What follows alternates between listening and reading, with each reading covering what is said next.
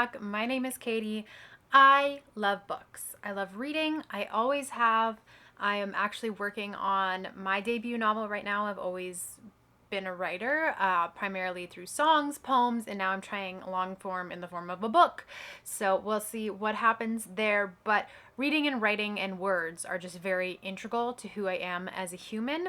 If you've been on my channel or my Instagram or my TikTok or anywhere, you know that I love to yap about books. So I thought I would do more of like a get to know me, but in terms of books that changed my life, books that I really love. So, I've done my best to narrow it down to only 10 books to show you. I could add pretty much every book on this bookshelf to this list of books that I've loved, books I've resonated with, books that have changed my life for better or for worse. But I just want to talk about these 10 that just really stuck out to me. And I think if you looked at who I was deep down as a person, these books would do a really good job of explaining who I am, what I believe, what I like, what I don't like, etc. So let's just not quickly, because I'll probably yap for like 30 minutes. We'll see. I'll try and keep this concise, but these are 10 books that defined me, in a sense. I have not put this in any order other than the series in which I pulled them down from the bookshelf. So they're scattered. There's no rhyme or reason, but we're going to be okay. First, we have The 9 Lives of Rose Napolatano by Donna Freitas. This book, it just couldn't have come into my life at a better time. This is the story of Rose Napolatano and the 9 different ways her life plays out based on a single conversation she has with her husband. Her and her husband got married under the assumption that they weren't going to have kids. She didn't want to have kids. However, over the years, as so often happens when men are like, no, I don't want kids, that's totally fine, they tend to change their mind over time and try to manipulate their wives or their partners into also changing their mind. Especially as you get older, that conversation is brought up by a lot of people, and it can cause some inner turmoil in relationships. Something that, as a 28-year-old, is becoming more and more real every day. I have never really wanted kids. Am I like... I don't want to say never, but it's never been something I have envisioned for my life or planned my life based around. Should I end up with a child? You know, I would probably try and make the most of it. That sounds weird. It's not... I'm getting way too deep, way too soon. But it's not something I'm adamant about, like, I could never do that. I would never do it. But it's also not something I'm like, I want to do this. I don't actually really want to have kids. Could I change my mind? Maybe. However, this book, again... see what I'm saying, came in at a perfect time. So her and her husband are having this argument over prenatal vitamins. She said she would take them, and in his mind that meant that they were going to start trying to have kids. In her mind, she was just getting him off her back. So we keep coming back to this argument and the 9 different ways that it plays out and how her life plays out because of it. I thought this was so beautifully done. There is no like concrete this way is best, this way is best. It's just like one single decision can change the trajectory of your life in so many ways, in so many different times. And it's something that is not explored enough, I think. In literature, like, we have 2 sides that are very adamant against each other, and there's no room for like open dialogue. So I feel like this book opened that dialogue for me. It was a very good read, very compelling read, and again, just meant a lot to who I am at this point in my life. Again, couldn't have read it at a better time. I loved it. Blue Sisters by Coco Mellors. I did not expect this book to hit as hard as it did. So we have 4 sisters, Nikki, Avery, Bonnie, and Lucky. Nikki passes away. That's the plot of the book. This isn't a spoiler. And the 3 sisters have to come together and kind of grapple with who they are individually and as a group of 3 rather than a group of 4 that they are no more. This is going to be a light spoiler. It does happen on like page 2 of the prologue, so it's not a super duper spoiler, but if you don't want to hear this, then maybe skip ahead 30-ish seconds. But the way that Nikki passes away is she was suffering from endometriosis and she accidentally overdoses on painkillers. That hit me so hard because she's also 27. I was 27 when I read this. I also have endometriosis, and there's kind of this line that keeps coming up is she took the painkillers because she wanted to live, and they ended up killing her.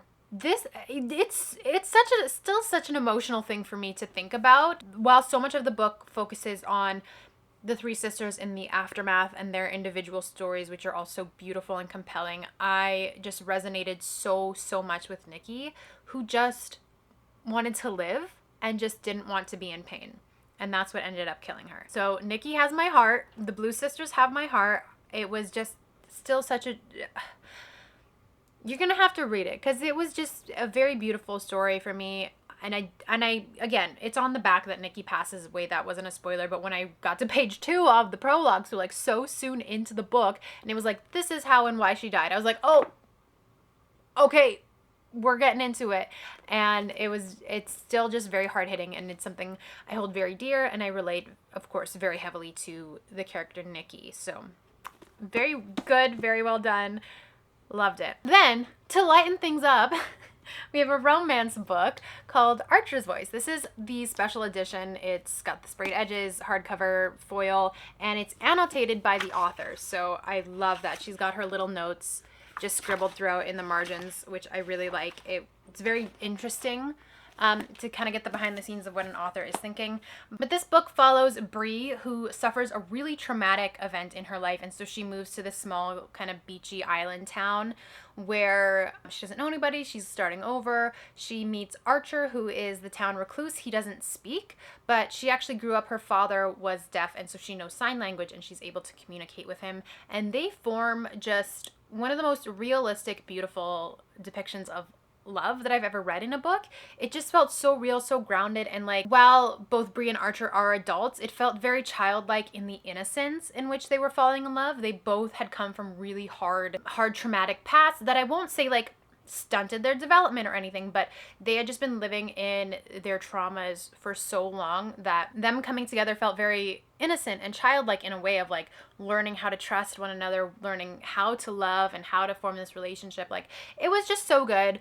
I just really liked it a lot. I resonated with it a lot. I thought it was just, again, one of the most realistic depictions of love that I've ever read in a book. There's a lot of really fun romance where it's just light and fluffy and spicy and all of those things, but this just had a layer of depth that I wasn't really expecting, because people talk about this as if it's a light, spicy book, and it definitely had a lot more depth to it, and I really appreciate that. I really liked it. I just keep coming back to this. I keep constantly thinking about Archer and Bree, and so that's kind of when I know a book has like changed my life, is I just can't stop thinking about them. I just want them to be real, and I'm rooting for them even though they're fictional, which is crazy. Taking another wild turn, The Handmaid's Tale by Margaret Atwood. Yeah, say what you will about this, I will talk about it so much, but I think to put into context of why I like this book so much and why it changed me is especially because I think, this is all my opinion, but because I am a Christian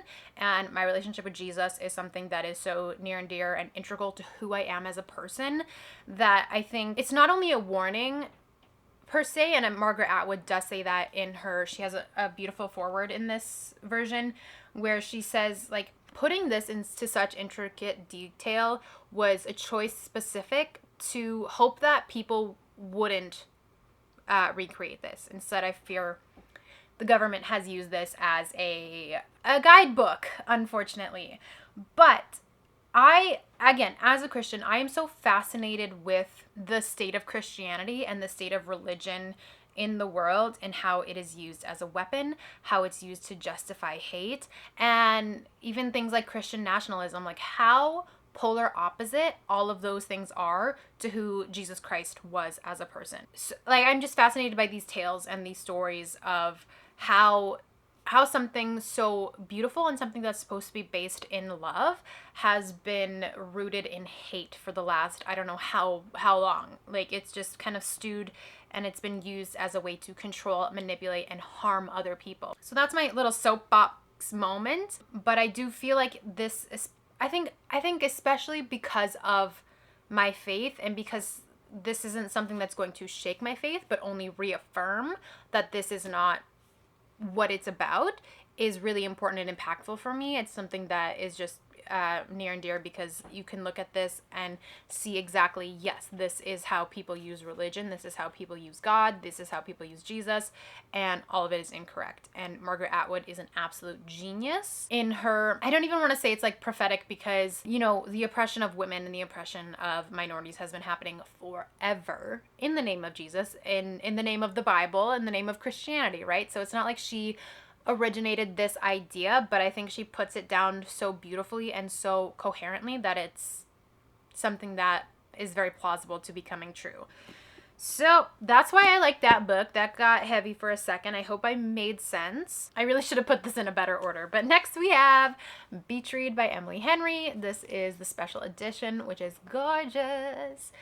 I rarely like a book so much that I'm like, I need the special edition. But there's a couple that I have in special editions because they're, well, Archer's Voice and now Emily Beachread. So Beachread is about January and Gus, who are both writers. They like semi knew each other in college, and then their paths diverted, and years later they end up neighbors in a little beach town. They're both on deadline to write their books, and so they decide to help each other out. And I don't even like that in itself doesn't sound really exciting, but these characters are so real and so compelling, and Gus is swoon-worthy. He says this line that says, "When I watch you sleep, I'm overwhelmed that you exist," and it just rocked my world. I was like, that is love, and I'm here for it. It is the perfect balance of like, oh, this is a fun little rom-com, but also there's a lot of hard-hitting depth and feelings to it, and I really like it. I Who Have Never Known Men by Jacqueline Hartman, ooh, changed my life. Like, I can't even describe the feeling of reading this. So this isn't even like, it's one of those books that doesn't have any chapters. It's just you read and you don't let up until it's done. This is the story of 39 women and a young girl who are imprisoned deep underground in a cage. They have no idea how they got there, why they're there. They're being heavily guarded. The older women have memories of their life before, but they don't know how they got there or why they're there. They do end up getting out. That happens very early on, so that's not too much of a spoiler. And it's this group of women just navigating this world without men in it, essentially. I wish I could say more about why this like really hit hard for me, but I don't want to spoil it. Nothing has ever left me with such a somber feeling. Like, this is kind of an apocalyptic book. I know one of the criticisms of this book is like, nothing happens, and it's like, if you're expecting like an epic zombie apocalypse or war battle, whatever, you're not gonna get that here. This is eerie. Something is lurking around the corner, and it's like you're not sure what's going to happen, and it has a very unsettling feeling, and then the ending just stabbed me hard. Tender is the Flesh by Agustina Bastarrica. I've very quickly become such a huge fan of hers, and I am gobbling up everything she writes. This is so good. This is about a future where animals are no longer safe for meat consumption, and so the world has developed human meat processing. There's a lot of themes at play here. This is, I don't know exactly what genre you would put it under. It does have some very horrific descriptions and themes. I don't know if it's directly horror. It's very dystopian. And I think all of the, like, it does describe the meat processing process quite in depth, which only solidified my my choice in being plant-based. And while I do think that this has strong comments on the meat industry or the animal meat industry in particular, I don't think that's not the only message that this book is trying to get across. It's very heavily on capitalism. I think one of the themes is like, for me, one of the things I picked up on and what I got from this is, how far removed do you have to be from a situation to be okay with it? And we can relate this to anything going on. We can relate this to wars in the world. Well, I'm not experiencing it, I'm not affected by it, so I'm so far removed that I don't have to care about it, etc., etc. So if you're not aware of the meat of this in this world, if you're not aware of the meat processing process, if you're not aware of where your food is coming from, if you don't think about it, how far removed do you have to be okay with these things? That was definitely a theme I took in this. It's also heavy on the treatment of course, the ethical treatment of people. One of the things that stood out in this book is when the decision was made that humans would be processed for meat, it was the disabled, the elderly, the immigrants that were rounded up first to be processed. And then from there, they started breeding humans to be processed. And it is just all in all a very, very, very unsettling, uncomfortable book, but it has a lot to say, and it'll stick with you the way it has stuck with me. Lastly, I have 3 fantasy books, because I'm a fantasy girly through and through. We have A Study in Drowning by Ava Reed.